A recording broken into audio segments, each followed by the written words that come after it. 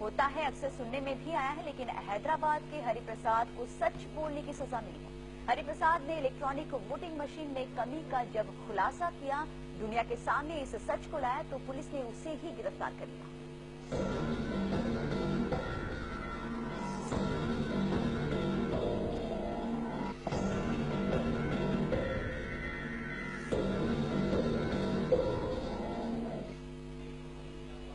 ये वो मशीनें हैं जिनकी बदौलत इस देश की जनता ने अपने नेताओं का चुनाव किया है, लेकिन कोई चाहे तो इन मशीनों से झूठ भी बुलवा सकता है।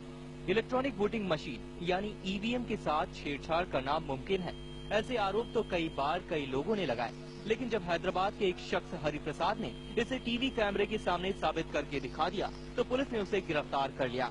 एक गवर्नमेंट ऑफिसर जो चाहता था कि ये एक्सपोज किया जाए, उसने एक मशीन इनको दी है और बहुत उसने अच्छा काम किया है।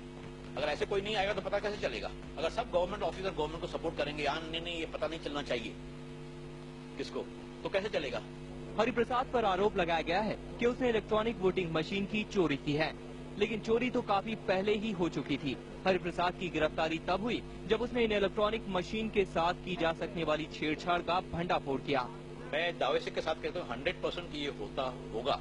सभी इलेक्शन मशीन में तो नहीं करेंगे, पर कुछ इलेक्शन मशीन में करेंगे, तो उसमें से क्या होता है, काफी हजारों वोट एक पर्टिकुलर कैंडिडेट को जा सकते हैं। ये सच बोलने की सजा है जो हरिप्रसाद को गिरफ्तार कर लिया गया है, लेकिन जिस सच का खुलासा हरिप्रसाद ने किया है, वो सच अभी तक सरकार को दिखाई नहीं दे रहा, या यूं कहें वो इसे देखना ही नहीं चाहती। विशाल सिंह के साथ न्यूज डेस्क TV9। और इसी पर चर्चा के लिए इस वक्त हमारे साथ जुड़े हैं आरटीआई एक्टिविस्ट फिरोज मीठी गोलवाला, और उन्हीं से बातचीत करेंगे। फिरोज जी, सच्चाई आपने देख ली कि हरिप्रसाद को सच बोलने की सजा मिली है, क्या ऐसे में आपको लगता है कि बाकी जो आरटीआई एक्टिविस्ट है वो इस तरह का सच अगर सामने लाना भी चाहते हैं तो इस मामले को देखकर चुप बैठ जाएंगे? बात सिर्फ आरटीआई एक्टिविस्टों की नहीं, मैं वैसे आरटीआई एक्टिविस्ट हूँ नहीं, मैं बेसिकली पॉलिटिकल सोशल मूवमेंट से जुड़ा हुआ हूँ। सवाल हमारे पूरे डेमोक्रेटिक सिस्टम का है, हमारे पूरे राजनीतिक व्यवस्था है कि अगर इलेक्शन जिस प्रकार से अंडरमाइन हो जाएंगे तो हमारी पूरी लोकतंत्र की बुनियाद आज हिलती हुई दिख रही है।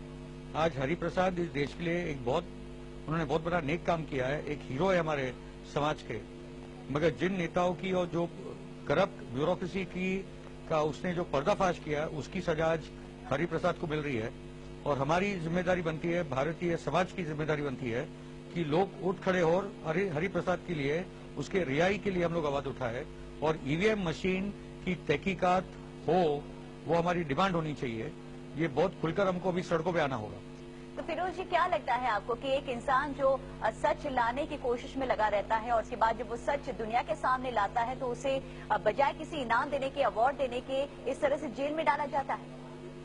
इसका मतलब स्पष्ट है कि हमारे पॉलिटिकल सिस्टम में इस किस्म की कुछ शक्तियां हैं जो चाहती कि ये ईवीएम सिस्टम से अभी हमारे चुनाव लड़े जाए, और ये अलग अलग पार्टियों में इस किस्म के लोग मौजूद हैं। मगर सबसे बड़ा खतरा है कि अगर कांग्रेस और बीजेपी के नेता आज अगर जो सबसे तो बड़ी पार्टी अगर वो चुप बैठे हैं तो कहीं ना कहीं उनके लीडर इसमें शामिल है, और उसके साथ कि सीबीआई के माध्यम से जो बाकी के जो लीडरों को करप्शन के केस में फांस कर उनको जो चुप बिठाया जा रहा है, तो इतने बड़े केस पे जब इस देश के राजनीतिक लीडर चुप है तो ये बहुत खतरनाक निशानी है हमारे पूरे लोकतंत्र के लिए। तो क्या लगता है आपको कि इलेक्ट्रॉनिक वोटिंग मशीन जो इससे पहले के चुनावों में इस्तेमाल की जा चुकी है, क्या आप मानते हैं कि उसमें धांधली हुई होगी? अभी तो वैसे लग रहा है, अगर वो नहीं होता तो हरिप्रसाद आज जेल में नहीं होते। और हमारा डिमांड पहले से रहा है कि along with electronic voting machine एक पेपर वोटिंग भी होनी चाहिए, ताकि जहां भी ऐसा लगे कि एक कंटेस्टेड